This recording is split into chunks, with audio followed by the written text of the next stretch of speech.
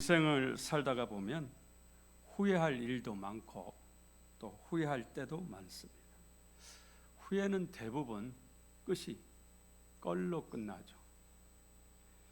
그때 사랑한다고 말할 걸, 그때 그 일을 한번 해볼 걸, 한 번 더 도전을 해볼 걸, 그만두라고 할 때 그만둘 걸, 열심히 하라고 할 때 열심히 할 걸. 대부분 후회는 껄로 끝납니다. 그래서 지옥에 있는 사람들은 껄껄껄껄 그러고 있다죠. 웃느라고 껄껄껄이 아니라 후회하느라고 그런다는 거죠. 여러분, 앞으로 살면서 껄껄껄 하는 일이 없기를 바랍니다. 그런데 믿음에도 큰 믿음이 있고 작은 믿음이 있듯이 후회에도 큰 후회가 있고 작은 후회가 있습니다. 오늘 아침에 밥을 먹고 올 걸, 이런 것은 아주 작은 후회에 속하겠죠. 그런데 큰 후회도 있습니다. 그리고 절대 해서는 안 될 후회가 있죠. 절대 해서는 안 될 후회가 뭘까요? 그것은 바로 우리가 예수님을 믿지 않는 것이죠. 예수님을 믿으라고 할 때 믿지 않으면 어떻게 돼요? 죽어서 지옥에 가게 되죠. 이 땅에서 열심히 살지 않아도 우리는 죽을 때 후회할 것입니다. 그때 내가 열심히 해볼 걸 후회하게 되죠. 하지만 이런 후회들은 내가 예수 믿고 천국 간다면은 비록 열심히 살지 않은 것은 후회되지만 천국 가는 이 엄청난 은혜와 축복 속에 위로가 되고, 그런 후회는 그냥 덮이고 묻힐 수 있습니다. 그러나 이 땅에서 아무리 열심히 살고 아무리 성공을 했어도 예수 믿지 않고 지옥에 간다면은 그의 성공과 그의 열심히 산 것들이 아무 소용이 없다라는 거죠.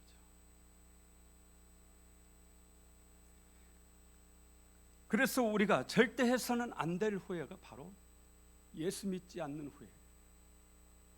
마지막 심판대 앞에 딱 섰는데, 딱 죽었는데, 죽음 앞에 섰을 때 내가 예수 믿지 않는다라는, 이런 후회는 절대 우리가 해서는 안 될 겁니다.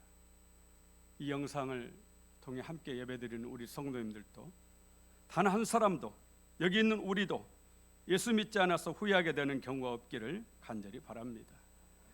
우리가 반드시 기억해야 될 본문 말씀이 1절입니다. 우리 1절 함께 읽어보겠습니다.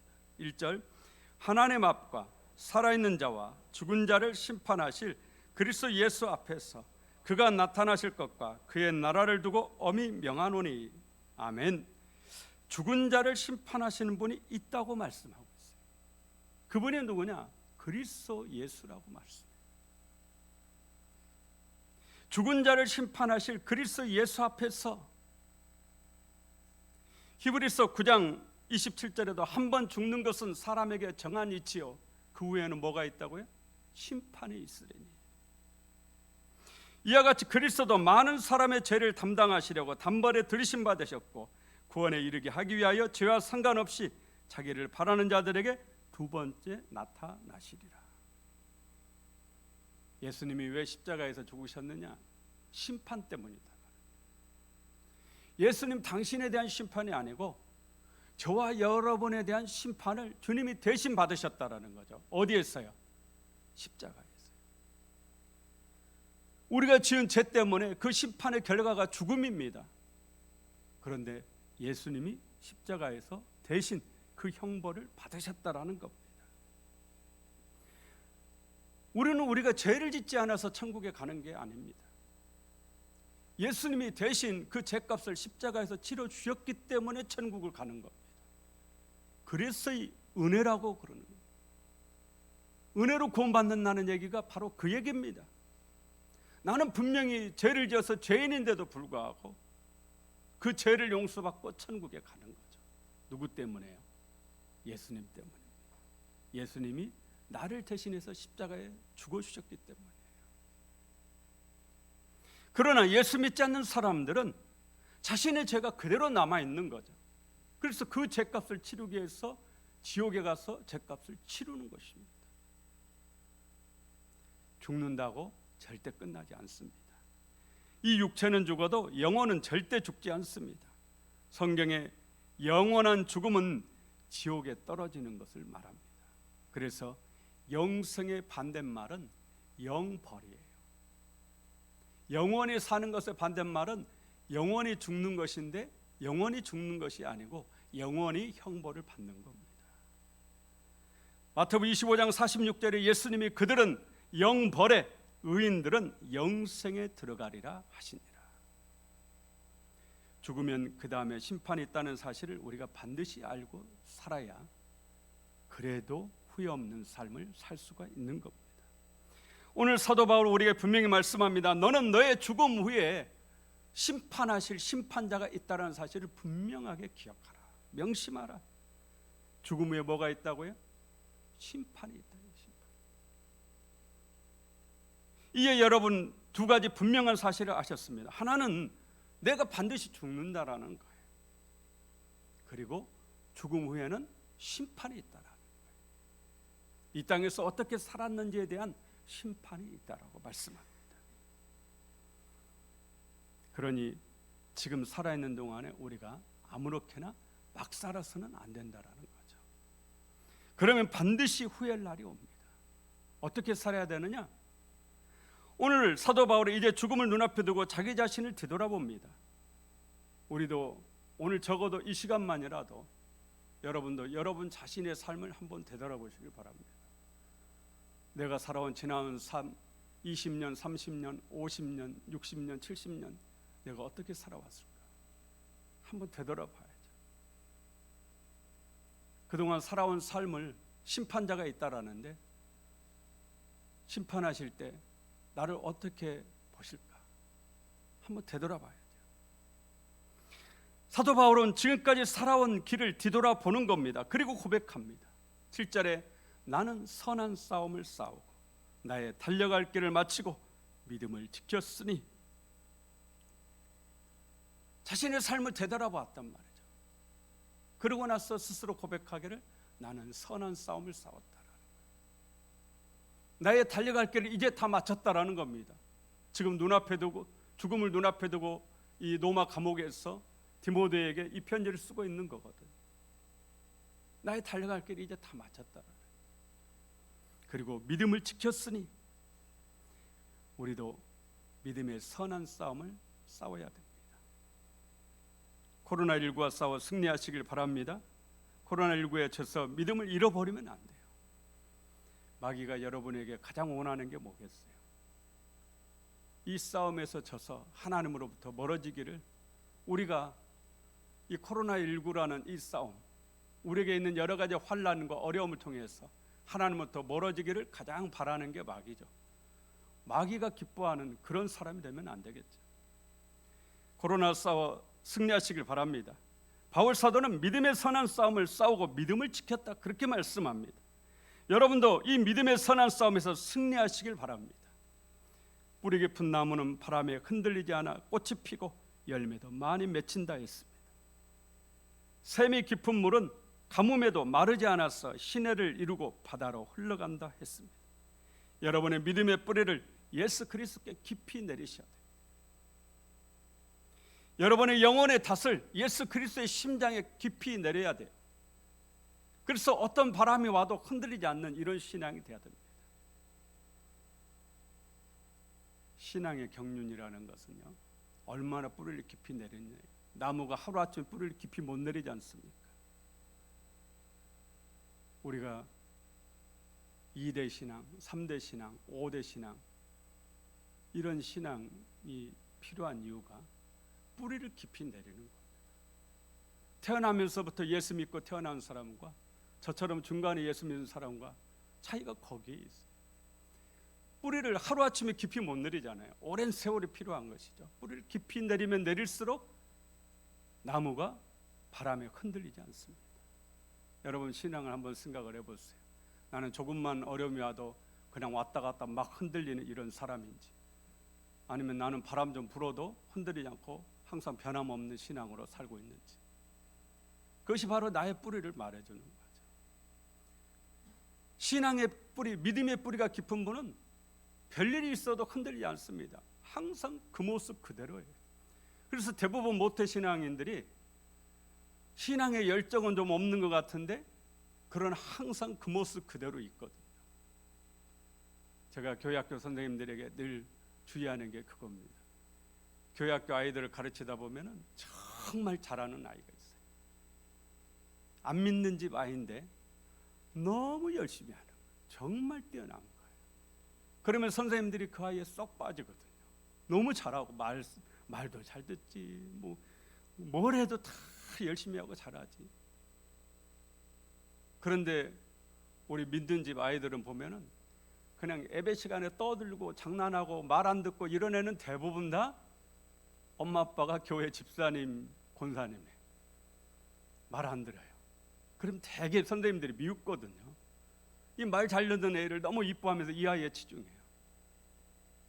그러나 세월이 지나서 보면요, 다는 아니지만 꽤 많은 아이들이 이렇게 열심히 하던 아이가 중학교 올라갈 때 못 올라갑니다. 교회로 못 올라가요. 중학교까지 가서 고등학교 졸업해도 청년부로 잘 안 갑니다. 그 열심히 사그라들고 꺾여버려요. 뿌리가 없기 때문에. 가정에 조금 어려움이 있으면 그냥 그게 꺾입니다. 그런데 이 말 안 듣고 개구장이고 정말 저기한 이 아이는 나중에 청년부 가서 보면 그 애가 거기에 있는 거예요. 그래서 청년부 회장이 되고 막 이러는 거예요. 한번 여러분 주변도 봐보세요. 뿌리가 깊다라는 것은 흔들리지 않는 거죠. 여러분의 신앙이 혹시 조금 어려움만 있어도 내가 그냥 휘청휘청 막 이러는 것인지, 아니면 어려움이 있어도 어려움을 딱 참고 이겨내고 그 자리에 변함없이 딱 서 있는 것인지, 이거를 한번 되돌아볼 필요가 있습니다. 예수 그리스도께 뿌리를 깊이 내리시길 바랍니다. 뿌리를 깊이 내리셔야 흔들리지 않고, 성경 말씀합니다. 때가 이르면 반드시 거둔다. 때가 이르면 반드시 열매 맺게 되어 있습니다. 여러분, 나무는요, 심으면 때가 이르면 반드시 열매를 맺게 되어 있어요. 그러나 죽어버리면 소용없습니다.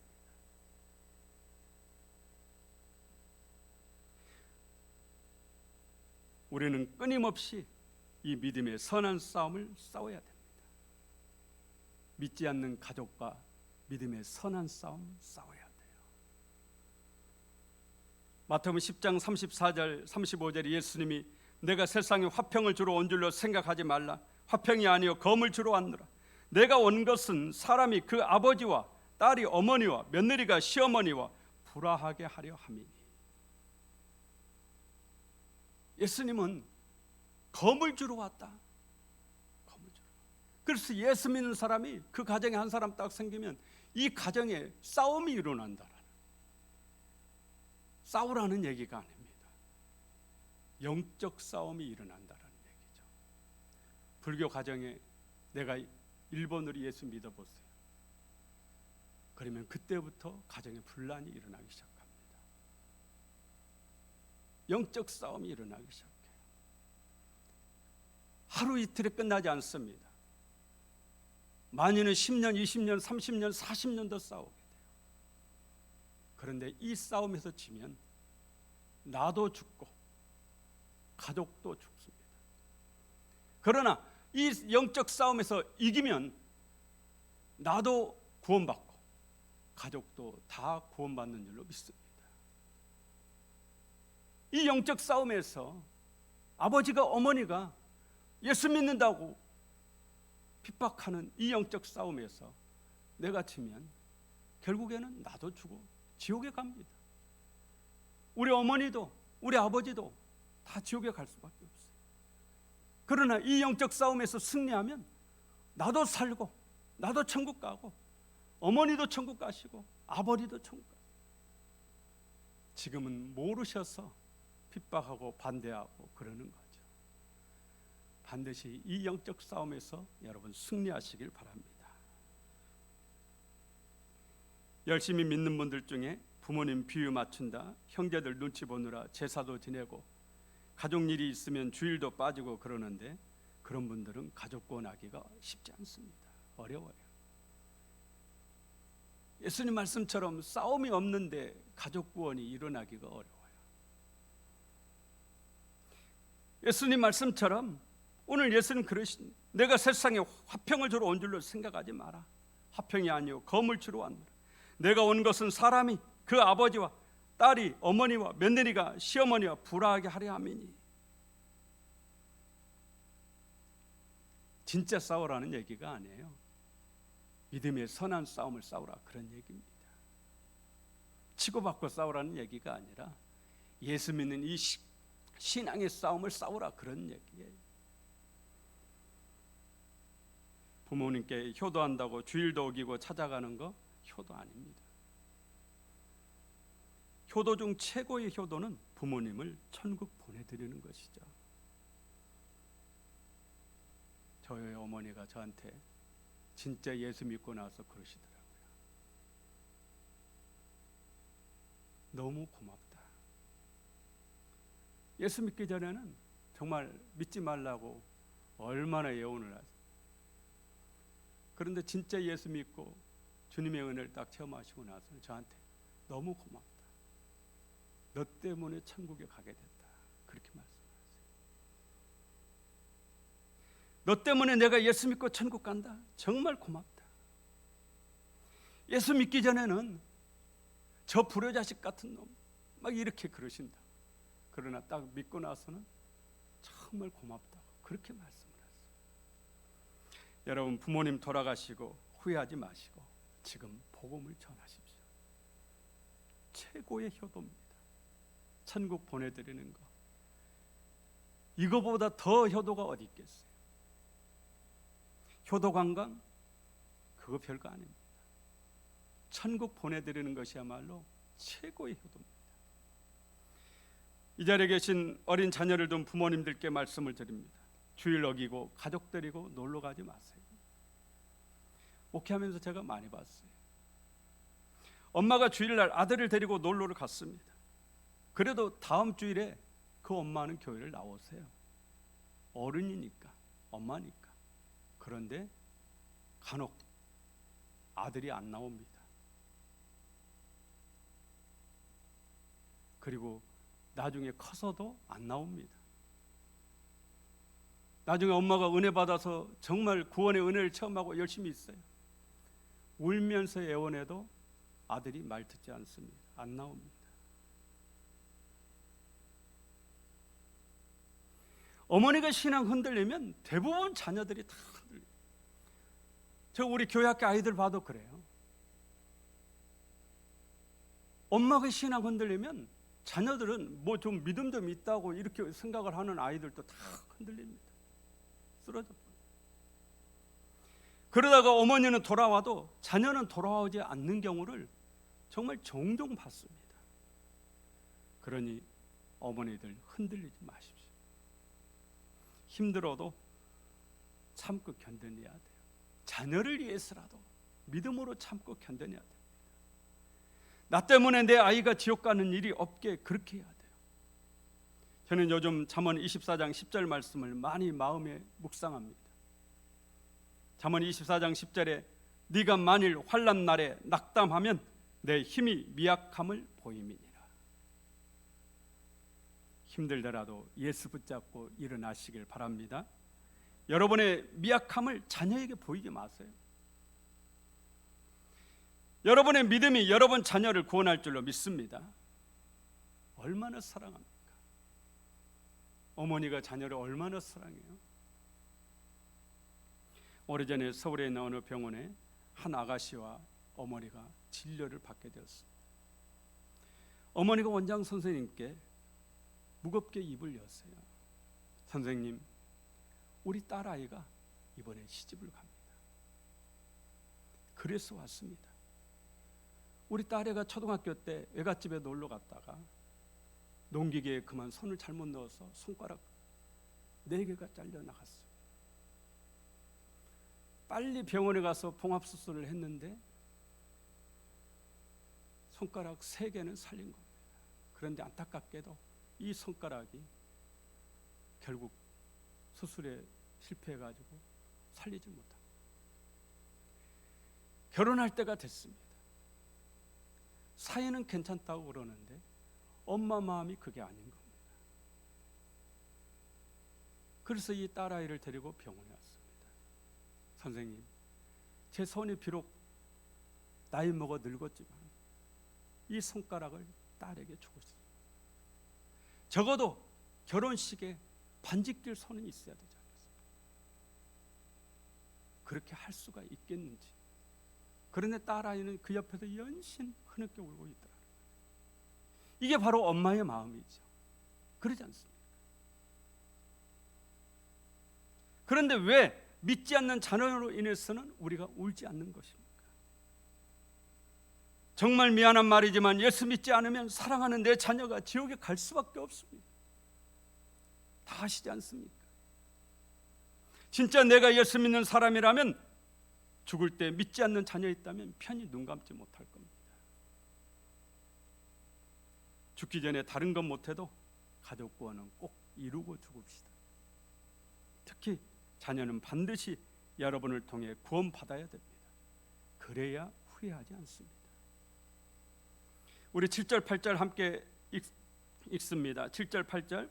나는 선한 싸움을 싸우고 나의 달려갈 길을 마치고 믿음을 지켰으니 이제 후로는 나를 위하여 의의 면류관이 예비되었으므로 주 곧 의로우신 재판장이 그날에 내게 주실 것이며 내게만 아니라 주의 나타나심을 사모하는 모든 자에게도니라.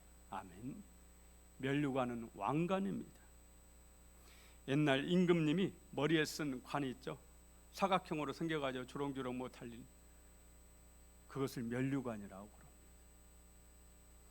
여러분이 이 믿음의 달려갈 길을 끝까지 달리고 나면 여러분도 사도 바울처럼 이 면류관을 쓰게 됩니다. 올림픽에서는 1등, 2등, 3등만 상을 줍니다. 하지만 하나님 나라에서는 이 믿음의 경주, 믿음의 달리기를 완주하기만 하면 누구나 다 면류관을 씁니다. 누구나 다 이 왕관을 쓰게 돼요. 그러니 반드시 끝까지 우리가 인내하면서 완주해야 됩니다. 어떤 어려움이 있더라도 이 믿음의 길을 포기하지 마시고 완주하시기 바랍니다. 포기하면 후회합니다. 바울 사도는 예수님을 믿다가 말로 다 할 수 없는 고통을 겪었습니다. 정말 세상적으로는 그 누구보다도 불쌍한 사람이 사도 바울이죠. 예수 믿는다고 가족으로부터 버림받았습니다. 아버지는 율법 선생 만들려고 유학까지 보냈더니 어느 날 예수 믿고 더 이상 납비되는 길 포기하고 전도자가 되었단 말이죠. 이걸 예수 믿지 않는 아버지가 어떻게 받아들이겠어요? 가족으로부터 버림받았죠. 평생 결혼하지 않고 혼자 살았습니다. 그러니 아내도 없고 자녀도 없습니다. 얼마나 애로웠겠어요. 마지막 죽어서 감옥에 갇혀 있는데 아무도 없는 거죠. 자식도 없고 아내도 없고 아무도 없어요. 우리가 편안한 집에 있어도 자녀도 없고 아무도 없으면 얼마나 외로우냐고. 그런데 그 추운 겨울에 감옥에 쇠고랑 차고 갇혀 있는데 아무도 없는 거예요. 주변에 누가 봐도 불쌍하잖아요. 이제 내일 모레 죽을 날이에요. 죽음을 눈앞에 두고 있어요. 그런데 그 사도 바울이 자신의 삶을 뒤돌아보면서 자기 스스로에게 그러는 겁니다. 자기 스스로에게 잘했다, 잘 살았다, 이제 상 받을 일만 남았구나. 저와 여러분의 마지막도 이렇게 되어지길 원합니다. 죽을 때 어떻게 가실 겁니까? 내가 잘 살았구나. 사도 바울처럼은 설령 못 된다 할지라도 내가 다른 건 몰라도 정말 예수 믿는 거 정말 잘했다. 내가 끝까지 믿음으로 살길 너무너무 잘했다.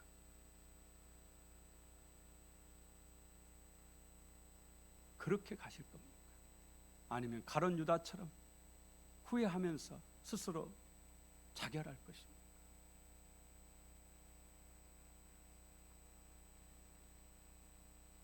사도 바울처럼 여러분도 마지막 세상 떠날 때 잘했다, 잘 살았다, 이제 천국 갈 일만 남았구나, 주님 제 영혼을 받아주소서, 그렇게 가시기를 예수 이름으로 축원합니다. 끝으로 수많은 사람들이 죽을 때 가장 후회하는 것이 뭐예요? 영화를 보고 책을 읽고 그래 보면 수많은 사람들이 마지막 죽을 때 정말 후회하는 게 있어요. 그게 뭐냐? 사랑한다고 말할 수 있을 때 사랑한다 말하지 않은 것입니다. 세월호 때 얼마나 많은 부모님들이 후회했어요. 한 번 더 안아줄까? 한 번 더 함께 놀아줄까? 별거 아니에요. 정말 별거 아닙니다. 뭐 아들에게 딸에게 집 사주고 뭐 이런 거 아니에요. 그때 떡볶이 해달라고 그럴 때 떡볶이 해줄까? 바쁘다고 그냥 뭐 울면서 평생 후회. 그때 아들이 할 말 있다고 할 때 바쁘다고 다음에 얘기하자고 한 그것을 평생 후회합니다. 사랑한다고 말할 수 있을 때 지금 여러분 사랑한다고 말씀하시고, 안아줄 수 있을 때 한 번 더 안아주시고, 아내도 마찬가지. 당신 정말 수고했어, 당신 정말 고생했어, 당신이 최고야 말할 수 있을 때, 떠나고 나서 후회하는 분들이 또 얼마나 많아요. 정말 많습니다. 지금 말하십시오. 지금 안 하면 후회할 것입니다. 저는 요즘 한 가지 일로 기도하고 있습니다. 지금 이 순간 1분에 11명이 굶주림으로 죽어가고 있다고 그래요. 그전에도 알았지만 최근에 어느 영상을 보면서 마음에 확 다가오더라고요. 코로나19로 이 기아자가 늘어서 지금 현재 굶주림 속에 있는 세계 인구가 7억 8천만 명이라고. 그 대다수가 아프리카에 있습니다. 케냐에서는 2년 동안 가뭄이 들어가지고 수백만의 아이들이 지금 굶주림 속에 있습니다.